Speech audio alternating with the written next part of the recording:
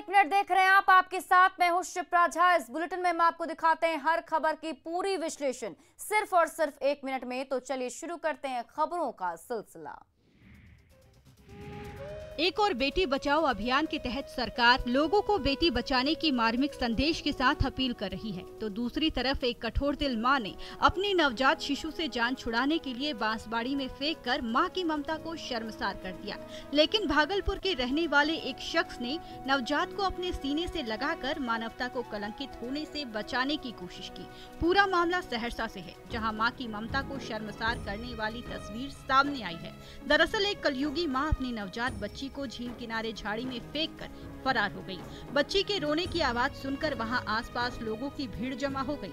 घटना सदर थाना क्षेत्र के मत्स्यगंधा झील के पास की है। स्थानीय लोगों की मदद से नवजात को इलाज के लिए सदर अस्पताल में भर्ती कराया गया है।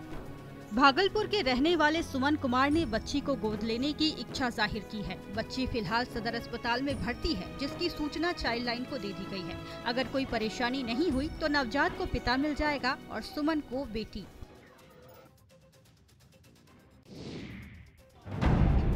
भैंसा पर बैठकर मुखिया पद के लिए ब्लॉक आकर नामांकन दाखिल कर सुर्खियां बटोरने वाले उम्मीदवार को महंगा पड़ गया। अब उनके खिलाफ पशु क्रूरता अधिनियम के तहत आदर्श आचार संहिता उल्लंघन का केस दर्ज किया जा रहा है। सदर एसडीओ नीरज कुमार ने मामले पर संज्ञान लेते हुए निर्वाची पदाधिकारी सह बीडीओ पंकज कुमार को मामले की जाँच कर सुसंगत धारा के तहत मुखिया प्रत्याशी के विरुद्ध थाने में प्राथमिकी दर्ज कराने का निर्देश दिया था। निर्वाची पदाधिकारी सह बीडीओ ने जब मामले की छानबीन की तो भैंसा पर चढ़कर ब्लॉक आकर नामांकन करने की बात को सही पाया गया। सहायक निर्वाची पदाधिकारी सह सीओ शशि कुमार को उक्त मुखिया पद के उम्मीदवार के विरुद्ध थाने में पशु क्रूरता अधिनियम के तहत आदर्श आचार संहिता उल्लंघन के आरोप में प्राथमिकी दर्ज कराने का आदेश दिया है। पशु क्रूरता निवारण अधिनियम 1960 को इस उद्देश्य से बनाया गया कि जानवरों को अनावश्यक कष्ट से न गुजरना पड़े। इसकी धारा 11 स्पष्ट करती है कि परिवहन के दौरान किसी भी जानवर को नुकसान पहुंचाना एक अपराध है।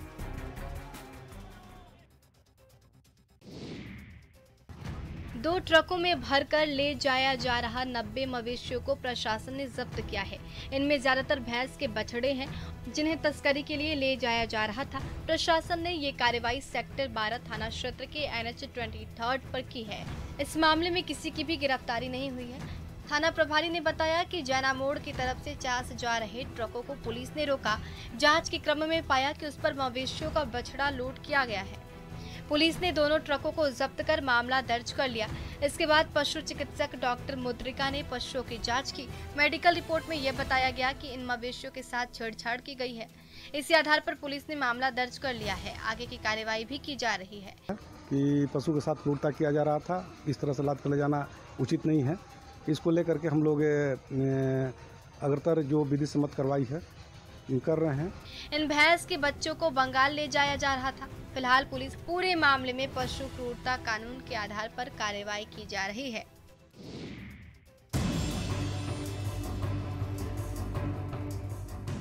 बेगूसराय में राह चलती एक पिकअप वैन बर्निंग वैन बन गई। घटना फुलवरिया थाना क्षेत्र के बगराहाडी में NH 28 पर तब घटी जब तेज रफ्तार पिकअप वैन की टक्कर एक बाइक से हो गई। इस हादसे में वैन बाइक को कई मीटर तक घसीटते हुए चली गई, जिसकी वजह से वैन में आग लग गई। हादसे में बाइक सवार युवक जख्मी हो गया है, जिसे अस्पताल में भर्ती कराया गया है। मौके पर पहुंची पुलिस ने फायर ब्रिगेड की मदद से आग पर काबू पाया।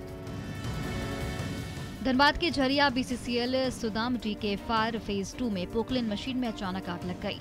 ड्राइवर ने किसी तरह कूदकर अपनी जान बचाई। पोकलिन मशीन से आग की ऊंची लपटें उठ रही थी, जिससे अफरा तफरी मची रही। वहीं पोकलिन से उठे धुएं से पूरा इलाका काला दिख रहा था। सूचना मिलने के बाद BCCL और GTS प्रबंधन से जुड़े अधिकारी मौके पर पहुंचे, जिसके बाद कड़ी मेहनत के बाद आग पर काबू पा लिया गया। तब तक मशीन जलकर खाक हो चुकी थी।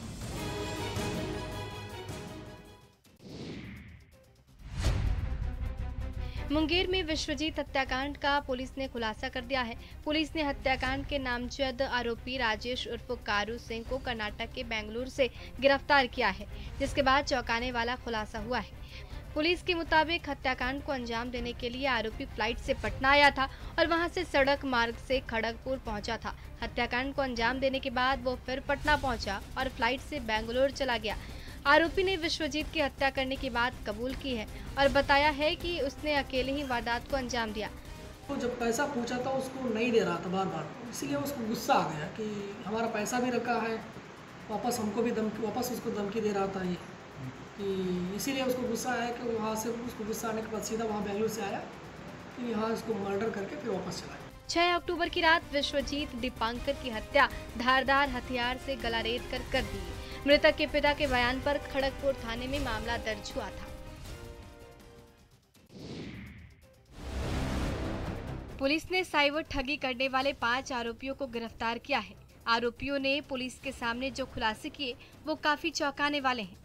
आरोपी फेसबुक पर लड़की की फोटो लगा लोगों को प्ले बॉय की नौकरी देने का मैसेज करते थे। लोगों के तैयार होते ही आरोपी ठगी का सिलसिला शुरू कर देते थे।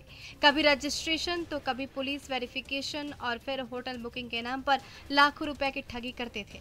गिरफ्तार सभी आरोपी अलग अलग जिलों के रहने वाले हैं। इनके पास पुलिस ने 30 मोबाइल सेट, 31,000 रुपए और 4 ATM कार्ड बरामद किया है।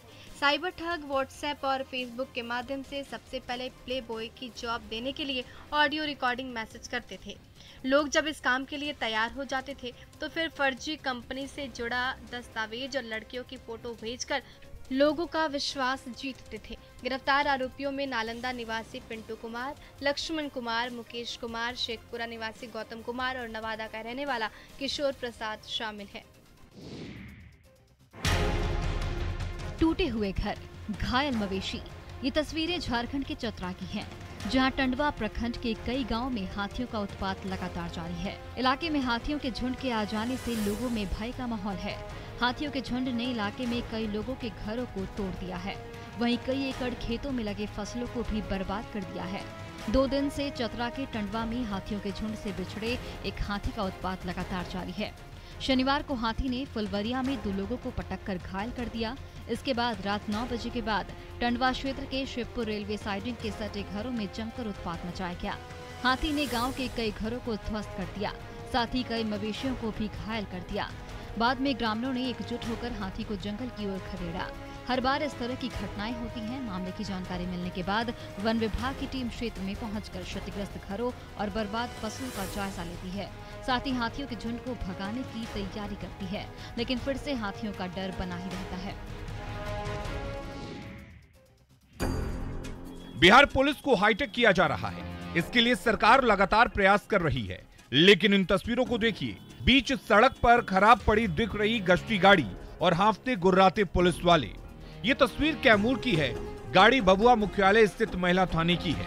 तस्वीरों में दिख रहा है कि गाड़ी गश्ती के दौरान बीच सड़क पर ही खराब हो गई। गाड़ी ठीक करने की काफी कोशिश की गई, लेकिन ठीक नहीं हुई।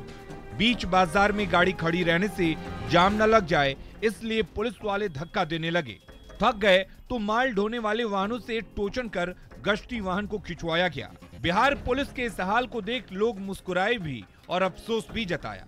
बिहार में पुलिस को काफी सुविधा दी जा रही है। हाईटेक बंदूकें दे दी, हेलमेट और बुलेट प्रूफ जैकेट दे दिए। हाईटेक बनाने के लिए कई घोषणाएं भी हुई, लेकिन एक अदद वाहन पर किसी का ध्यान नहीं जा रहा। स्थानीय लोगों ने कहा कि अगर किसी छापेमारी में जा रहे हो और जल्द से जल्द गिरफ्तारी करनी हो तो पुलिस के तो पसीने छूट जाएंगे।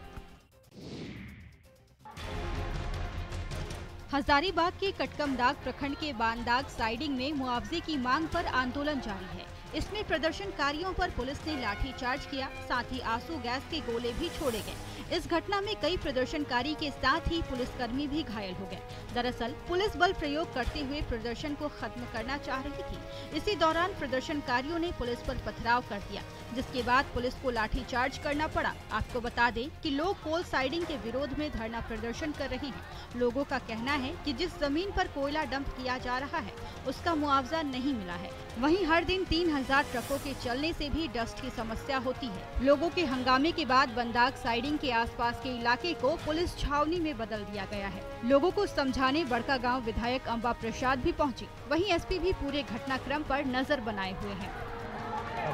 किसी भी तरह का हिंसा किसी की साइड से नहीं होगा। न पुलिस लाठी चलाएगी, न आप पत्थर चलाएंगे। कोयला खदानों में खनन में कमी आने के कारण पूरा देश बिजली संकट से जूझ रहा है। बिहार में भी बिजली संकट गहरा रहा है। बिहार में 5400 मेगावाट बिजली की डिमांड है, लेकिन कोयले की कमी की वजह से बिजली उत्पादन पर इसका असर पड़ा है और अभी एनटीपीसी बिहार को 3200 मेगावाट ही बिजली उपलब्ध करा पा रही है। वहीं दूसरी जगहों से 1000 मेगावाट बिजली मिल रही है। डिमांड के हिसाब से बिजली नहीं मिलने के कारण ग्रामीण क्षेत्रों के साथ अर्ध शहरी क्षेत्रों में बिजली की कटौती की जा रही है। पिछले कुछ दिनों में हो रही लगातार बारिश के कारण कोयला खदानों में पानी भर गया है, जिसकी वजह से कोयला के उत्पादन में काफी कमी आई है और इसका सीधा असर बिजली के उत्पादन पर पड़ा है। बिहार की अगर बात कर लें तो बिहार में बिजली संकट जो है वह लगातार जारी है और ग्रामीण क्षेत्रों में खासकर अनुमंडलों में बिजली की लगातार कटौती हो रही है। फिलहाल राजधानी पटना समेत शहरी क्षेत्रों में बिजली की आपूर्ति पहले की तरह है, लेकिन अगर कुछ दिनों में हालात नहीं सुधरते तो बिजली संकट और गहरा सकता है। देश भर में कोयले के स्टॉक में आई कमी की वजह से बिजली के उत्पादन पर गहरा असर पड़ा है। बिहार ही नहीं, झारखंड में भी बिजली की किल्लत हो गई है।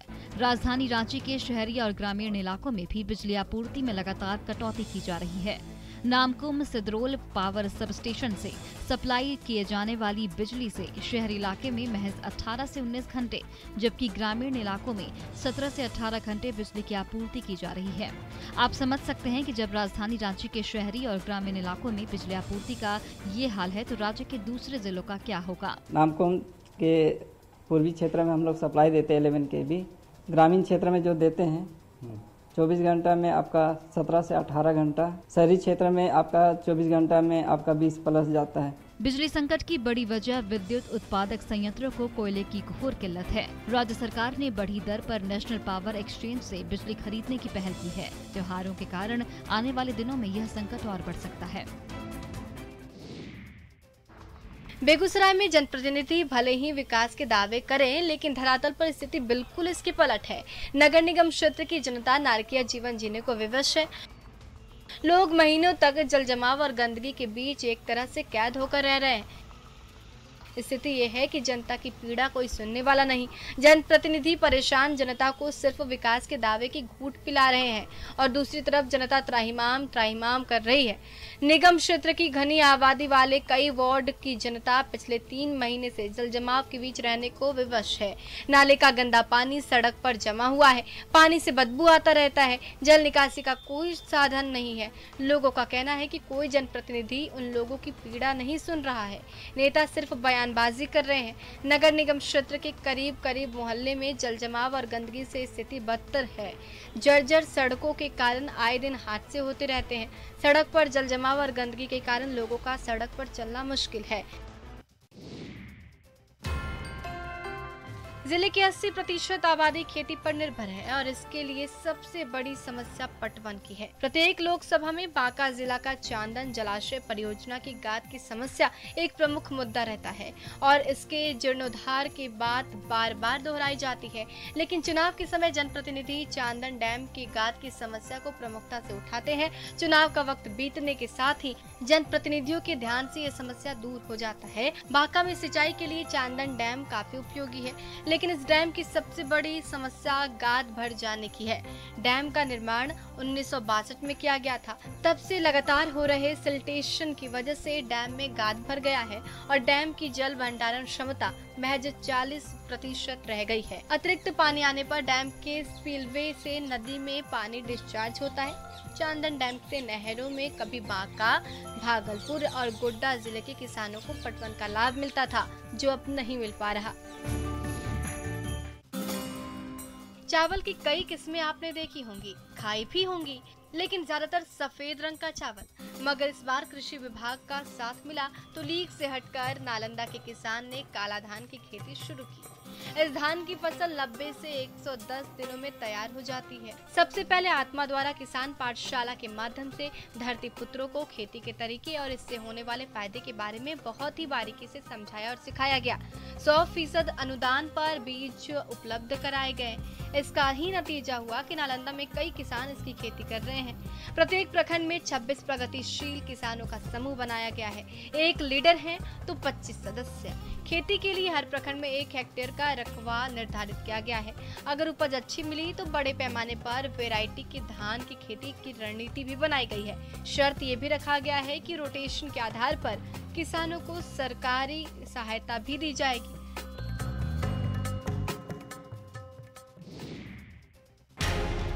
सरकारी काम कैसे होता है, अगर ये जानना हो तो शायद वाल्मीकि नगर टाइगर रिजर्व से बेहतर कोई और जगह नहीं हो सकती है। 1994-95 से पहले वाल्मीकि नगर टाइगर रिजर्व बिहार राज्य वन निगम के जिम्मे था। वन की देखभाल वन निगम ही करता था, लेकिन जब से ये जंगल वन निगम से छिना, तब से डिपो में रखी करोड़ों की संपत्ति मिट्टी में मिल गई। लाखों की बेशकीमती लकड़ियां बर्बाद हो गईं, न तो करोड़ों की संपत्ति की नीलामी की गई और न ही रख रखाव कर इन्हें संरक्षित किया गया।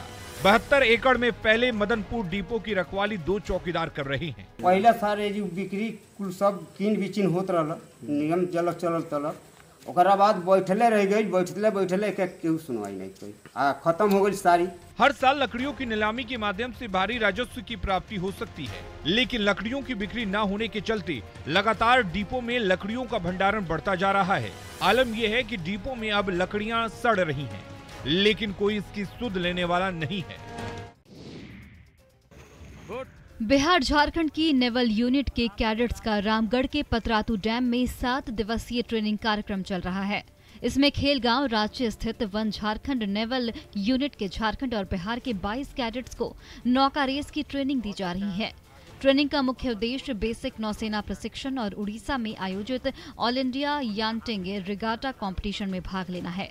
यहाँ ट्रेनिंग के बाद कैडेट्स का चयन किया जाएगा और वे उड़ीसा में आयोजित ऑल इंडिया याटिंग रिगाटा कंपटीशन में भाग लेंगे। डैम में कैडेट्स को बोटिंग की भी ट्रेनिंग दी जा रही है। हमारे साथ यहाँ पे पटना के बच्चे कैडेट्स आए हैं, हम उनके साथ यहाँ पे रैगिंग, स्विमिंग की प्रैक्टिसिंग कर रहे हैं। ये सब हम AIYR के लिए प्रैक्टिस कर रहे हैं। एक सिलेक्शन कैंप है और मुझे यहाँ बहुत अच्छा लग रहा है। ये एक बहुत ही एडवेंचरस हम लोग के लिए दिया गया है करने के लिए। जाहिर है कैडेट्स को इससे बहुत कुछ सीखने को मिल रहा है। गिरिडीह के अति नक्सल प्रभावित भिलवा घाटी में सीआरपीएफ ने सराहनीय कार्य किया है। सीआरपीएफ की 7 बटालियन ने भिलवा घाटी के उत्क्रमित मध्य विद्यालय को गोद ले लिया। अब सीआरपीएफ के जवान स्कूल में बच्चों को पढ़ाने के साथ साथ सफाई पर भी ध्यान दे रहे हैं। सीआरपीएफ जवानों का ये कदम नक्सल प्रभावित इलाके में पुलिस और यहाँ के लोगों के संबंध को और बेहतर करने में मददगार साबित हो रहा है। इस पहल की वजह से नक्सलियों को मुख्य धारा में लाने में मदद भी मिलेगी। अभी स्कूल को गोद ले लिया गया है। अब इसको हम लोग चाहते हैं कि हमारे सीआरपीएफ के जवान इसमें क्लासेस अपना ले, जो पढ़े लिखे जवान हमारे पास हैं, जिनको अच्छा ज्ञान है किसी भी सब्जेक्ट का, वो यहाँ पे आके बच्चों को अच्छे शिक्षा देने के लिए हमारा ऐसी योजना है। सीआरपीएफ जहां देश में उग्रवाद और अलगाववादी तत्वों को खात्मा करने में प्रयासरत है, तो वहीं दूसरी ओर थोड़ा समय निकालकर अपने सामाजिक दायित्वों का भी निर्वहन कर रहे हैं, ताकि पुलिस और जनता के बीच मधुर संबंध स्थापित हो सके। और फिलहाल इस बुलेटिन में अभी के लिए बस इतना ही, लेकिन न्यूज़ 18 बिहार झारखंड पर खबरों का सिलसिला लगातार जारी है।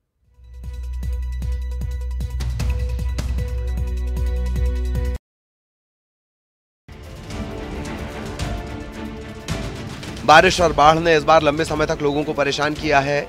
जिस वैशाली की धरती ने पूरी दुनिया को लोकतंत्र का पाठ पढ़ाया था, उससे जुड़ी अनमोल यादें आज बाढ़ के पानी में मिटने की कगार पर पहुंच गई हैं। ऐसे में इन धरोहरों की हिफाजत नहीं हुई तो आने वाली पीढ़ियों को शायद पता भी नहीं चलेगा। इन बौद्ध मंदिरों में कभी बुद्धम शरणम गच्छामि के बोल गूंजते थे। महात्मा बुद्ध के अनुयायियों का तांता लगा रहता था, लेकिन आज हर तरफ सैलाब का साया है। क्या मंदिर और क्या संग्रहालय, म्यांमार का मंदिर जलमग्न हो गया है, तो ऐतिहासिक धरोहरें बाढ़ के पानी में तैर रही हैं। हर तरफ गंडक नदी की धारा बह रही है। वैशाली के इस इलाके में बौद्ध मंदिरों का पूरा संसार बसा हुआ है।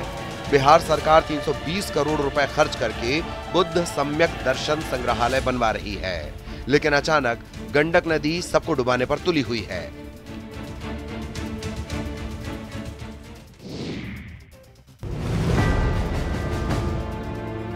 बगहा में न्यूज 18 की खबर का बड़ा असर हुआ है। न्यूज 18 पर खबर चलने के बाद प्रशासन ने रामनगर अंचल अधिकारी के नेतृत्व में आनन फानन में एक टीम का गठन किया है। ये टीम दोन के 2 पंचायतों के 26 गांवों का निरीक्षण कर नुकसान का आकलन करेगी और राहत देगी। न्यूज 18 ने खबर दिखाई थी कि कैसे दोन इलाके के लोग मरीजों को खाट पर लेकर पैदल अस्पताल जाते हैं और करीब 25 किलोमीटर का सफर उन्हें पैदल तय करना पड़ता है। उस क्षेत्र में जो भी लोगों की कठिनाइयाँ है, जैसे किसी का घर कट गया है, आवासीय घर कटा है, पशु शेड कटा है, रास्ता कटा है, कलवर्ट पुल पुलिया कटा हुआ है, और नियमानुसार यथोचित कार्रवाई करते हुए उन लोगों को सारी सुविधाएं उपलब्ध कराएगी। पहले जंगल और फिर कई नदियों को पार कर लोग अपने परिजनों का इलाज कराने जाते हैं। पहाड़ी इलाके में सभी रास्ते टूट चुके हैं। गाँव में इलाज का कोई इंतजाम नहीं। मजबूरी में लोग जान जोखिम में डालकर सफर कर रहे हैं। अब स्थिति बदलने की उम्मीद है।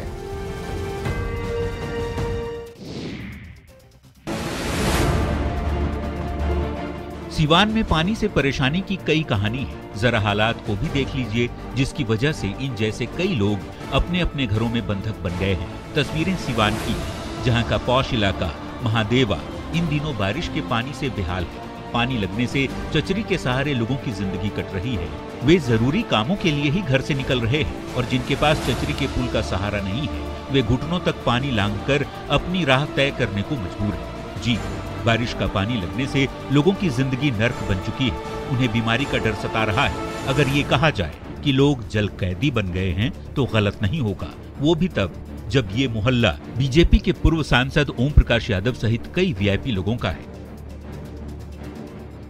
ये व्यथा कथा सिर्फ एक साल की नहीं, हर साल की है। हर साल बरसात इन लोगों के लिए मुसीबत लेकर आती है।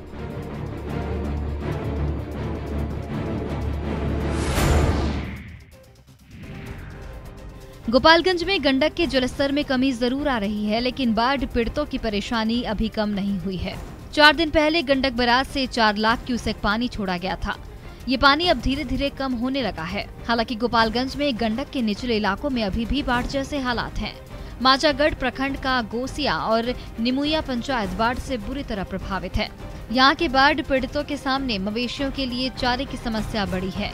कुल मिलाकर फिलहाल लोगों को राहत मिलती नहीं दिख रही। मांझागढ़ प्रखंड के गौसिया पंचायत के वार्ड नंबर 14 का हाल बुरा है। यहाँ पर सैकड़ों घर बाढ़ के पानी में डूब गए हैं। बाढ़ प्रभावित गांव का जिला मुख्यालय से संपर्क टूट गया है। आने जाने के लिए सिर्फ नाव ही सहारा बचा है। गंडक के निचले इलाकों में लगातार पानी फैल रहा है। डीएम और एसपी भी लगातार तटबंधों पर निगरानी रख रहे हैं। सबसे मुश्किल है कि आने जाने के लिए सिर्फ नाव ही सहारा बचा है। गंडक के निचले इलाकों में लगातार पानी फैल रहा है।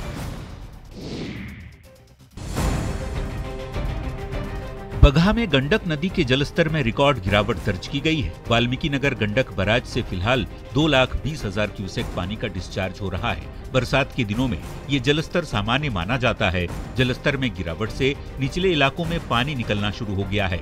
इसके साथ ही गंडक नदी में नाव का परिचालन भी शुरू कर दिया गया है। आज थोड़ा मिला है, पानी ज्यादा आया हुआ था, पानी से सब लोग तबाह थे। अब थोड़ा थोड़ा पानी घट रहा है, अब थोड़ा थोड़ा ऐसी हो रहा है। इसके पहले 2 दिन गंडक के साथ साथ सिकहरना नदी जमकर कहर बरपा रही थी। इलाके में हुई भारी बारिश के बाद सिकहरना नदी के जलस्तर में बढ़ोतरी ने नई मुसीबत खड़ी कर दी थी। लौरिया गोनौली मुख्य मार्ग पर बाढ़ का पानी आ गया था। बावजूद इसके लोग पानी के बहाव में जान जोखिम में डालकर आवाजाही कर रहे थे, जिससे खतरा बना हुआ था। हालांकि अब स्थिति सामान्य है।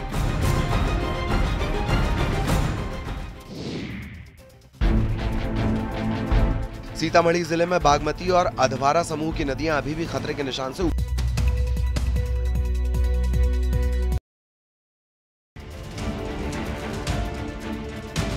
बारिश और बाढ़ ने इस बार लंबे समय तक लोगों को परेशान किया है। जिस वैशाली की धरती ने पूरी दुनिया को लोकतंत्र का पाठ पढ़ाया था, उससे जुड़ी अनमोल यादें आज बाढ़ के पानी में मिटने की कगार पर पहुंच गई हैं।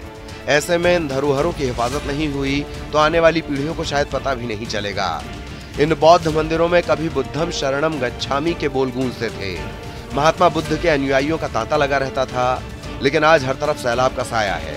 क्या मंदिर और क्या संग्रहालय, म्यांमार का मंदिर जलमग्न हो गया है तो ऐतिहासिक धरोहरें बाढ़ के पानी में तैर रही हैं।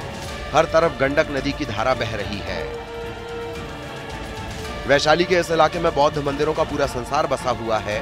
बिहार सरकार 320 करोड़ रुपए खर्च करके बुद्ध सम्यक दर्शन संग्रहालय बनवा रही है, लेकिन अचानक गंडक नदी सबको डुबाने पर तुली हुई है।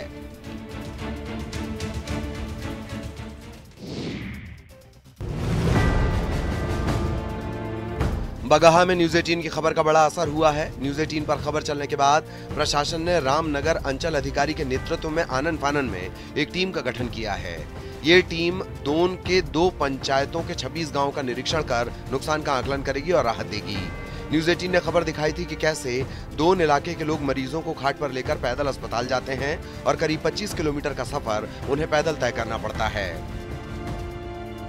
उस क्षेत्र में जो भी लोगों की कठिनाइयाँ है, जैसे किसी का घर कट गया है, आवासीय घर कटा है, पशु शेड कटा है, रास्ता कटा है, कलवर्ट पुल पुलिया कटा हुआ है और नियमानुसार यथोचित कार्रवाई करते हुए उन लोगों को सारी सुविधाएं उपलब्ध कराएगी। पहले जंगल और फिर कई नदियों को पार कर लोग अपने परिजनों का इलाज कराने जाते हैं। पहाड़ी इलाके में सभी रास्ते टूट चुके हैं। गाँव में इलाज का कोई इंतजाम नहीं। मजबूरी में लोग जान जोखिम में डालकर सफर कर रहे हैं। अब स्थिति बदलने की उम्मीद है।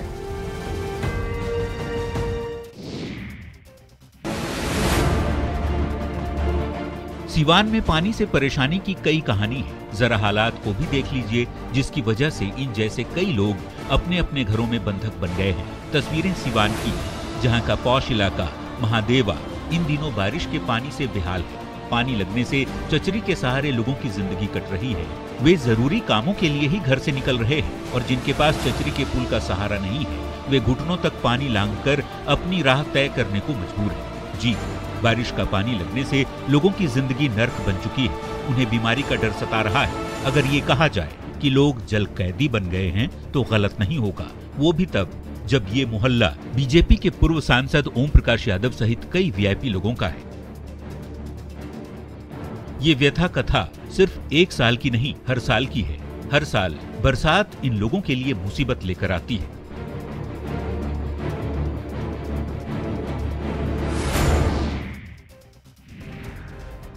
गोपालगंज में गंडक के जलस्तर में कमी जरूर आ रही है, लेकिन बाढ़ पीड़ितों की परेशानी